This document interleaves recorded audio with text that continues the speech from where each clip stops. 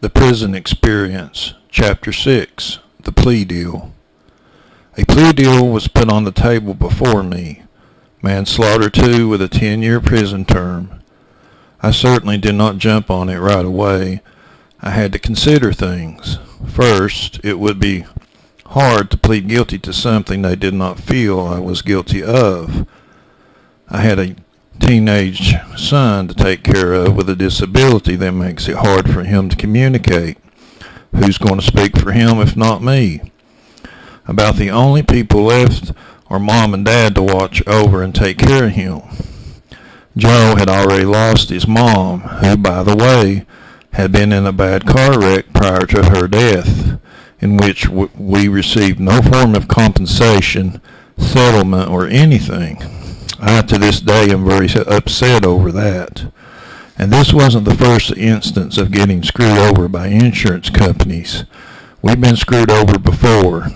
I know by now that it's going to be bad because these types of people never want to do the right thing. How bad depended on their actions, so I considered the plea deal over a period of time. The worst thing is what the jury may do. I'm in a crooked town jail with a capital murder charge, which carries a prison term of 20 to life, and it didn't matter if I were innocent or not. Not much of a choice. So after some thought, I agreed to take the plea deal, which was man to 10-year sentence. And you might think, well, that was the end of it. No, it wasn't. After I agreed to the original plea deal, they had the nerve to come back days later, after word got around, with an edited version. The plea deal now was 10 years for man 2 and 5 years for assault.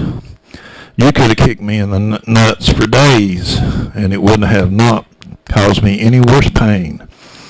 They are just making up charges as they go along. So, 15 years is less than 20 to life. I know I wouldn't have had a snowball's chance in hell with the jury. So, I took the edited version of the plea deal. 15-year prison term. I thought I somehow might make parole someday.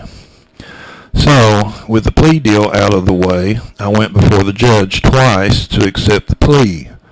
I had trouble getting through it the first time. With that out of the way, I settled back into the hole where I spent many months doing the jail routine, not knowing where I was going to or when. Altogether, I spent 2 years more or less there. After time went by, I moved downstairs to a pod of my choosing. I met some new inmates, and some I knew a little from the area I'm from. We played poker at night, watched TV, and slept. I hate TV for the most part, by the way, so I didn't watch it much.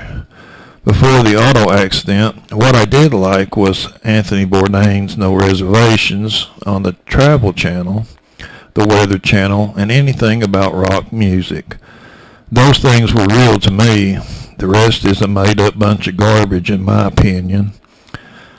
I did get to see Courtney Love's appearance on the Linda Perry Project on VH1, like the Pocketbook, and on an episode of Empire. Missed the second part. That was about the only TV I watched, except for some music videos when the other inmates didn't object. I'm not interested in TV that much, but music is a different story. Funny thing, why I missed the second episode of Empire was because some sort of disruption had happened, and the guards made everyone in the pod leave and wait in the hallway for around an hour or so. So I missed that episode. Empire was always on in my pod when it aired. I didn't really care for it. The Courtney Love appearance did get my attention, however. While doing my jail thing, a few books came around. We didn't get much reading material at first. The first book I read was Star by Pamela Anderson. I read most of it. Thought the beginning was good. Somewhere about the third of the way, I sort of lost interest and skimmed the rest. But it was the only book going around at the time. The next book I read was The Vampire Papers, which I really liked. Read it twice. When the book cart started showing up, I picked up a science fiction book by the same author who wrote I, Robot. It's a collection of stories about space travel. I read most of them. The food at the jail was actually not too bad, and I could order commissary, coffee and cheese Danish, and certain items that you normally would not find anywhere else. Poker was fun in the evening, and we got some pretty good games going. After being there for around 2 years, the day came when I was notified that I was going to be shipped to get classified. So a new experience was coming for me, and I did not know how good or bad it would be. So I prepared for the worst and awaited the day when I would leave the comforts of the Pike County Detention Center.